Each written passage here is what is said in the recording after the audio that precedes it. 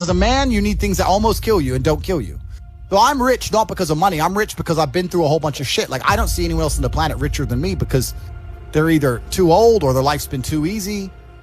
Like, I've had a very, very unique life, very, very eclectic life. I was born with the best possible start a man can have, which is good parents and no money. I've made all of my money completely myself the hard way.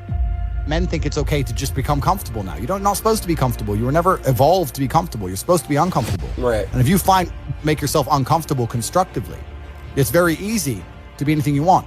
I don't see why people play the games. I find it amazing that people will sit there and spend all their time upgrading that character, making as much money as they can, getting the best guns, getting strong, getting important people, getting the best car. They'll do all that in a game, but they won't do it in real life. I find that incredible. They play the games because they're scared of loss, because if you die in the game, you get another chance. If you lose in the game, you get another chance. In life, you get one shot. If you get some balls, that's what life is as a game. That's what life is as a man. This is one big video game. You get to upgrade your character. You're not born with any value. As a man, if you don't make yourself valuable, you have no value. You have to get up and do it.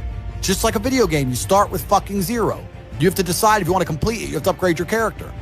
So I find it amazing that men are going to play video games and fuck about and waste their time instead of upgrading their character. Everyone knows what to do. You know what you have to do. You know you're supposed to go to the gym. You know you're supposed to train, learn how to fight. You know all these things. You don't do them. That's your decision. It's your prerogative. I didn't make that choice. I made the choice to do it all. I decided all of it. And every single man watching this can do the exact same thing. When I tell people that you are the sum of the 5 people you spend the most time with, everyone agrees. They go, yeah, that's probably true. The 5 people you spend the most time with, that's what you're gonna end up like. They say, yeah, that's true. And then they continue to hang around with people who they don't want to be. Why? There has to be a point. There has to be a point where you sit and go, okay, you're my friends, etc., etc. I love you guys. Yeah, we can talk, whatever. But I'm on a different life path. You have to leave some people behind. If you were to come hang around with me and my crew, you would be self-conscious, and that self-consciousness would motivate you, or they would certainly instill the discipline required for you to change. You don't feel self-conscious amongst your peers. That's why you don't change. If you were to get in a room and you're the only person who ain't a fucking monster, you'd want to become a monster. That's life. That's humanity. So I say this to people all the time. If you know you're the sum of the 5 people you hang around with, why are you hang around with people you don't want to be? We're living in a comfortable world now where people think, oh, it doesn't matter, it doesn't matter. But you know what? To some degree, it does matter. It does matter, and I'll tell you who it matters to. It matters to your soul, and it matters to God. I stand in the mirror with a pure heart.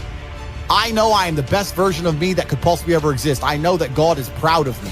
There's nothing that God hates more than sloth and laziness. If God were to create a man, and that man were to sit around and do fuck all, God will frown upon you. It's why you're never lucky.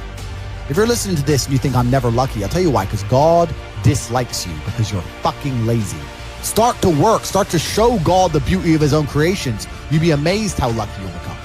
Your minds are broken. You need to rewire your mind and resist the slave programming. I'll tell you how. First thing you have to do is identify it. You have to identify what is happening to you. I use my mind to break the trap. What I do is I allow my enemy to manipulate me on purpose. And then I use my mind to break the trap and punish the perpetrators. I will sit on TikTok for a day and I'll just enjoy TikTok. And by the end of the day, I'll watch myself. How quickly I'm looking to be entertained, how little time I give a video, how fucked up I am. And then I'll blink and I'll cure my fucking brain. You must allow yourself to be manipulated and you must fix it. All of it. If you cannot control your own mind, then you are just a feather in the wind of life. Because your own mind is the only thing you can control. You can't control the weather. Right. You can't control other people. You can't even control whether your heart stops beating. You might have a heart attack tomorrow.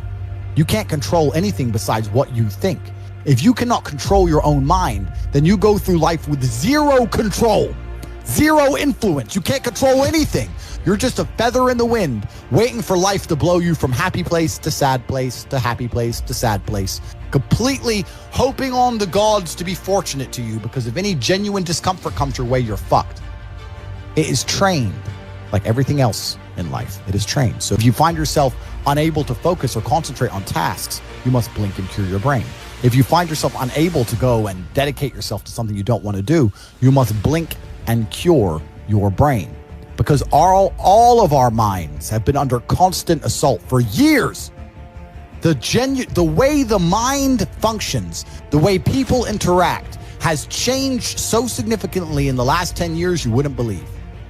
I can't imagine truly wanting to quit something and not being able to quit. Like, I could quit cigars today. Like, it wouldn't even plague my mind. Like, if I wanted to quit, I'd quit. I can't imagine a mind frame or a mindset where I want to do something and can't do it. Right. So it's almost difficult for me to answer that question, because if you have that kind of mind, if your mind is so fundamentally broken that you cannot do with your own mind what you want to do, like that, then you're just fucked, right? Life is hierarchical. There's always going to be kings and there's always going to be peasants. If you have a mind that you can't control, then you're never going to be a king. You're going to be a peasant. That's your life. You have a peasant's life ahead of you, and that's your destiny. Enjoy, right? There's always been peasants. That's life. But I believe that the important thing you can do as a man is to gain control of your mind. Once you have control of your mind, life is so ridiculously easy. It's so ridiculously easy. It's so easy to be in. People say to me, Tate, you're in good shape, but all you do is drink vodka and travel the world. You're never even home. You never even have a gym. How do you do it? It's ridiculously easy if you control your mind. If I decide to do 1,000 push-ups, I'll do them. Maybe I have to do them one at a time. Maybe I'll get tired. Maybe I need a break. I'm going to do 1,000 because I said I'm going to do 1,000. It's not fucking hard. Everyone knows what they're supposed to do. Once you control your mind, it's easy, right? Getting over a breakup with that bitch. You miss that girl, you're upset, you miss her with all your heart, da-da-da. But once you realize she's gone, if you control your mind, she's gone now. She's gone now, gonna miss her. That's a shame. Off to the gym. You either control your mind or you don't. And all of these things stem from the same problem. It's something you can do. It's something that is learned. It's something that is taught. But it's something that I needed to survive. So for me, it's easy, right? It's all I've ever known. Right. But people have they don't need it to survive, so they never develop the skill. It's just how it works. At the end of World War II, when men went to Europe and saw unspeakable horrors at the end of World War II, did they all come home and need therapy, or did they all come home and get back to life? Because everyone was taught to have a mind that they control because they needed it to survive. There's no one else. That's how life worked back then. Now imagine there was a war that big. Imagine the fucking therapy, the fallout, the fucking bullshit. No one would be able to fucking even just go back and I'm not saying they didn't see bad things. I'm not saying it's not hard. It's fucking horrible. But that's how it works. That's life. Like, I've seen shit. Like, we've all had our trauma. You have to get through it. Goals are for motivation. I don't work on motivation. I work on discipline. So I don't have a set goal. I just get up and do what I know I'm supposed to do. I don't work to try and afford that car. I work because I'm supposed to work. And then I can already afford that car and another one and another one and a boat and a plane and a house and another house and a land. And then I just work. I do my work. That is my duty as a man. Is my duty to God. I train in the gym. It is my duty to God. I do my duties to God. I fulfill my duty. I'm an old school gentleman of honor and respect. I do what I'm supposed to do. I don't have any particular set goals. Anything I decide to do or want to do, I can do instantly. And if I can't do it instantly, I can do it pretty fucking quickly. I don't need goals in that old traditional sense. I do what I'm supposed to do. Let me tell you all one of the most beautiful things about being a big boss, about being a G. And I want to be very well understood here, because I don't want anyone to confuse what I'm saying with simping, because it's actually very, very different things. But being in love as a man is absolutely and utterly one of the best human experiences. It doesn't matter how many girls you've had or how long you've been around. Every once in a while you'll meet one, you'll like her more than the rest. And being in love with her is a fun thing. You get to show her the world. You get to explore her innocence by giving her brand new experiences. Perhaps she's never been to this particular club or been in a car this fast or been to this country. You can take her places. You can teach her things. You can be her guider and protector, and you can benefit from her femininity in return. Being in love is absolutely not a beautiful thing. When you're a boss, a real G isn't stingy with women, and he's certainly not negative towards women. He's absolutely the opposite.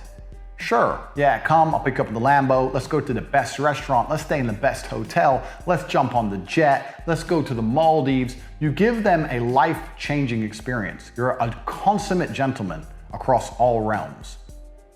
The difference between a real G and a simp is once she no longer adheres to your creeds, once she no longer is benefiting your life in real time, once she shows disrespect for your generosity, instead of continuing to give to her, and instead of continuing to chase her and continuing to allow her to benefit from who you are as a man without complimenting you for who you are as a man, you stop talking to her.